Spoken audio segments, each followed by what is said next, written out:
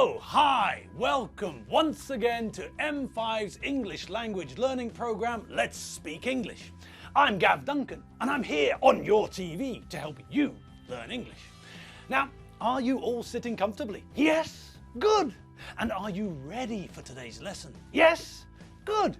Okay, well let's learn English together.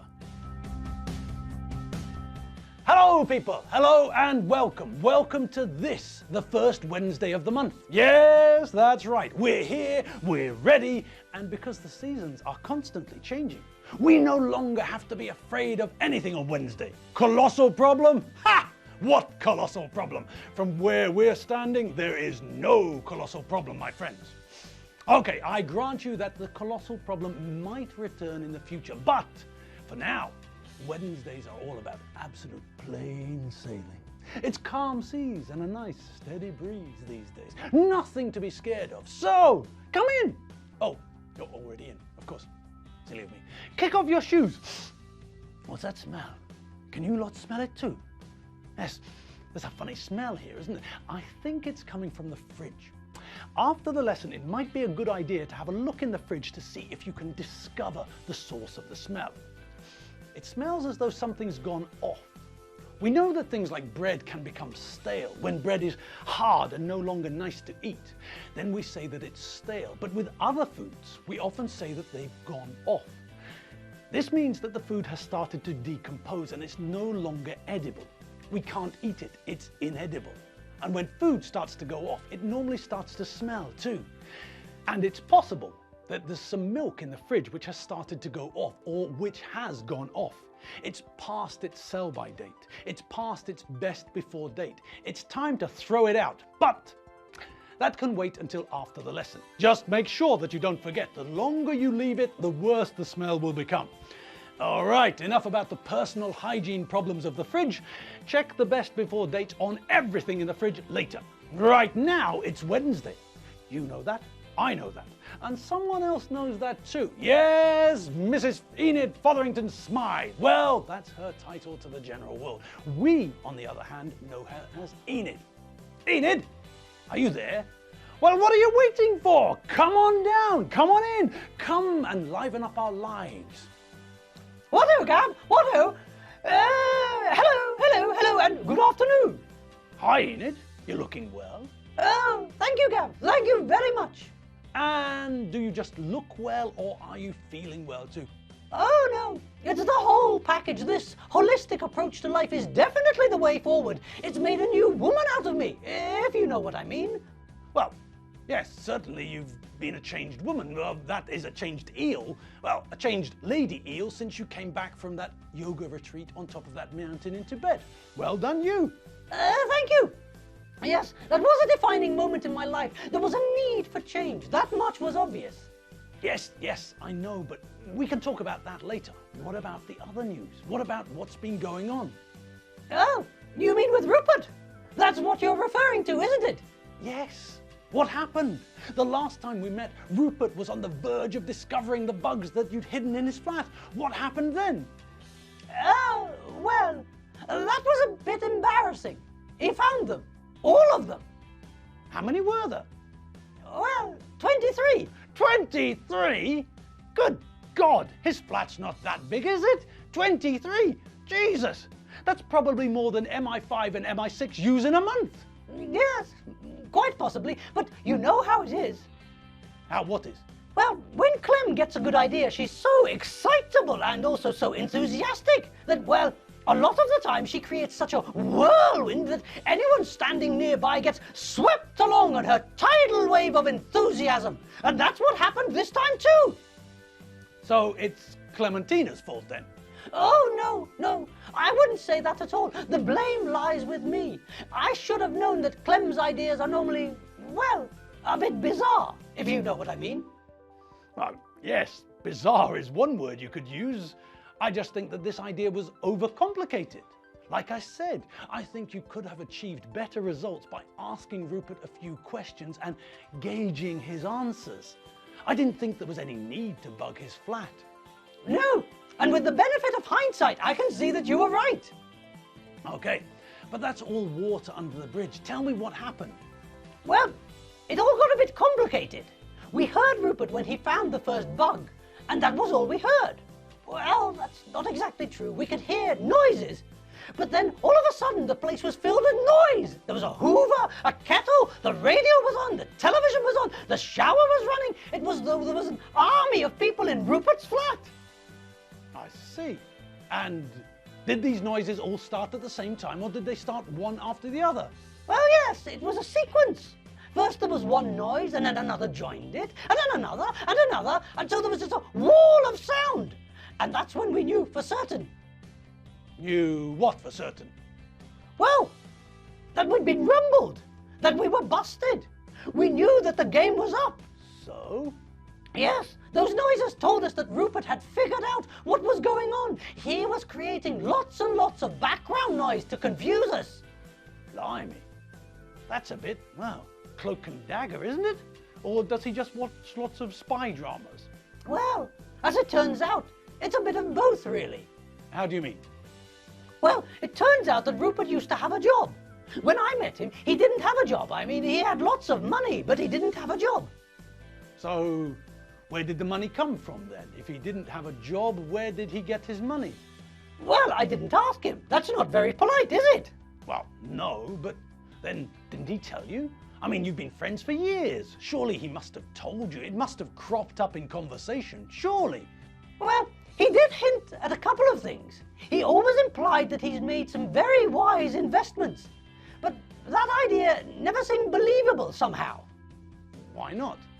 Well, mainly because Rupert never understood anything about finance. He was always lost when anyone started to talk about money and investments. His eyes always glazed over, and you could see that he was on the verge of falling asleep.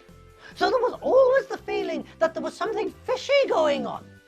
But wasn't this just Rupert being clever, hiding his knowledge, creating the impression that he wasn't a financial genius? But why would he do that? What reason would there be? I don't know. He might want to avoid awkward questions, for one thing. Awkward questions? What sort of awkward questions? Well, come on. Think about it, Enid. If you tell anyone that your friend Rupert made all these great investments, so many great investments that he was able to retire at a very young age, what do you think people are going to do? Oh, so you think that they'd bother him for advice?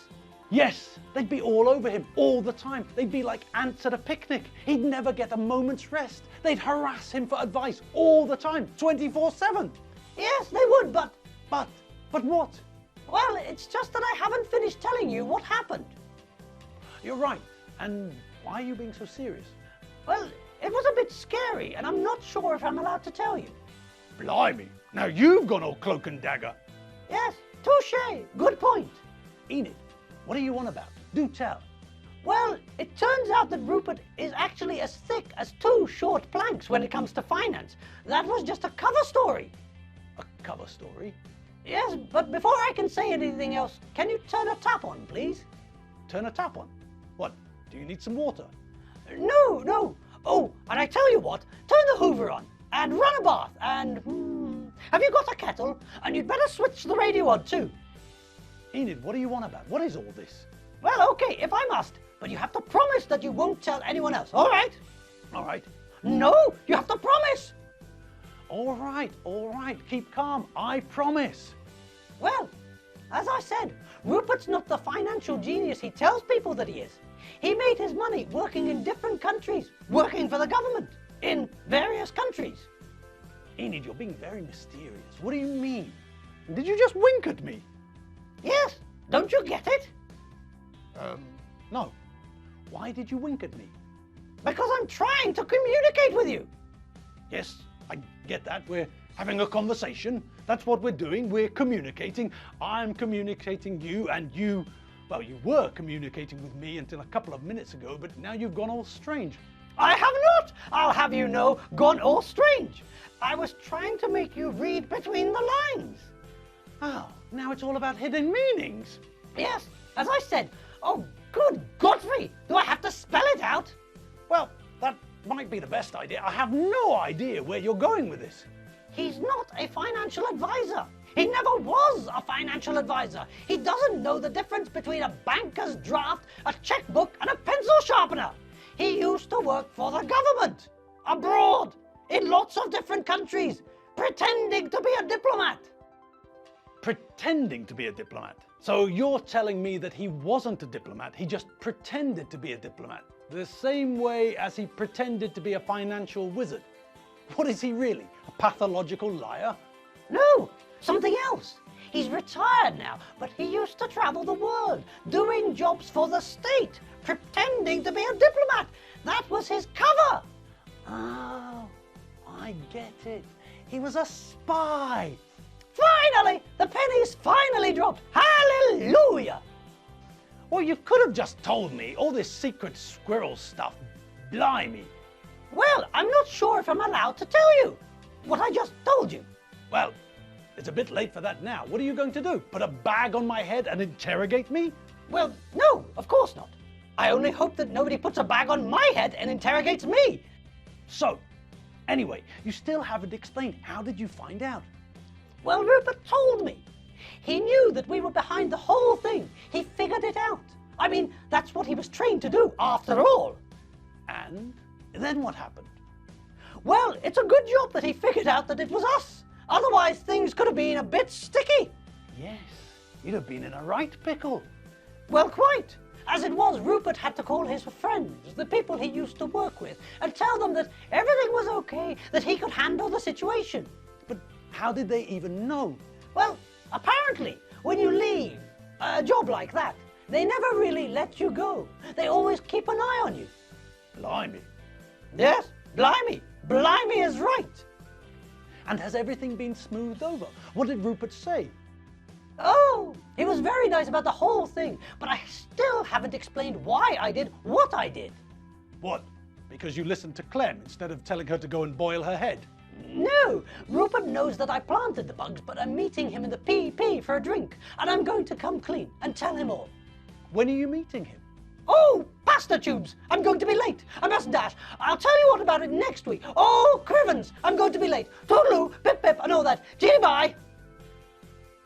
Well, blimey, the plot thickens, doesn't it? Rupert, a faux diplomat, a Morse tapper, a code sender. Blimey! And there was Enid planting bugs in the home of a spy. Well, this changes things a bit, doesn't it? Yes, it does. But we're going to have to wait a bit before we get some more information. We'll have to see what happens when Enid has her drink with Rupert. I wonder if it's still a good idea to go for a game of squash with him. Well, that will have to wait. Those questions will have to wait until next week because, yes, today's lesson is slowly coming to a close, and that means that we're going to have to part. You go one way and I'll go the other. And I'm not encouraging paranoia, but check behind you, just in case Rupert or one of his old colleagues is following. No, I'm only joking. He wouldn't do that, or would he? Well, I don't know. Only time will tell. What I do know is that it's time for me to go. See you tomorrow, people. Have fun doing your chores. And now there's another reason for you to turn the music on. The more background noise there is, the harder it is for them to hear what you're doing. Have fun, people, whatever you do and whoever's listening to you. See you tomorrow. See you later. www.rupertisaspy.hu. No, sorry, wrong address. I meant to say www.mediaclick.hu. See you later. Bye.